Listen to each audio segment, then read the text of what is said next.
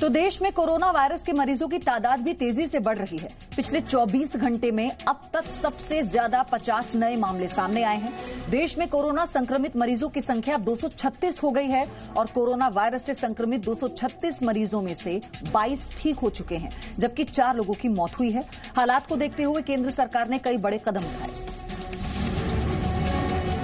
केंद्र सरकार के मंत्रालय और विभागों में जो भी अधिकारी रिटायरमेंट के बाद एडवाइजर के तौर पर काम कर रहे हैं या जिनकी भी उम्र 60 साल से ज्यादा है, उन्हें घर से काम करने की इजाजत दे दी गई है। इसी के साथ स्वास्थ्य मंत्रालय ने निजी अस्पतालों को निमोनिया के मरीजों पर भी कोरोना संक्रमण टेस्ट कराने का निर्देश दिया है। केंद्र सरकार ने सैनिटाइजर और फेस मास्क की कमी को दूर करने के लिए कुछ बड़े कदम उठाए हैं, जिनके तहत ज्यादा सैनिटाइजर उत्पादन के लिए कंपनियों को नियमों में ढील दी जाएगी।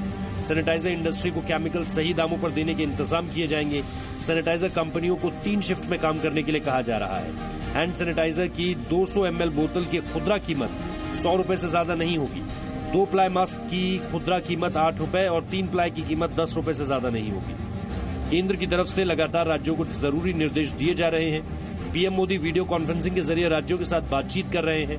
पब्लिक ट्रांसपोर्ट जैसे बस, मेट्रो में 1 मीटर का डिस्टेंस लागू करने के भी आदेश जारी किए जा चुके हैं। दिल्ली पुलिस के सभी दफ्तरों और थानों को कोरोना संक्रमण से बचाने के लिए सैनिटाइज करने का आदेश दिया गया है।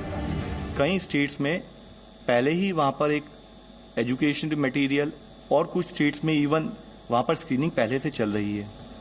अभी हमारे लिए जरूरी है कि जैसे अभी आपको इससे पहले भी मैंने बोला है कि हमें परसुएशन से, रिक्वेस्ट से और साथ ही जरूरत पड़े किसी भी एक्ट को भी इस्तेमाल करते हुए, क्योंकि देश के नागरिक को बचाना है, तो सरकार अपनी तरफ से यथासंभव हर तरह के प्रयत्न करेगी।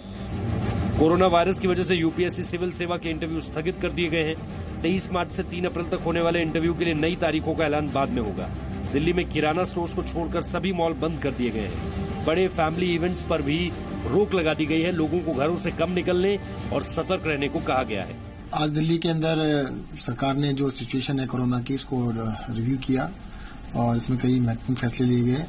एक तो हमने दिल्ली के अंदर जितने भी मॉल हैं उसमें डेली यूज की आइटम्स को छोड़कर, जैसे किराना, खाने पीने की आइटम को छोड़ के बाकी सारी शॉप्स को बंद करने के आदेश दिए हैं।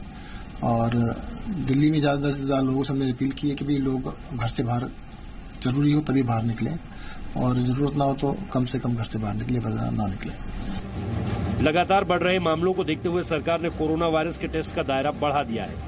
अब यूके, यूएस और ऑस्ट्रेलिया के सभी यात्रियों की स्क्रीनिंग की जाएगी।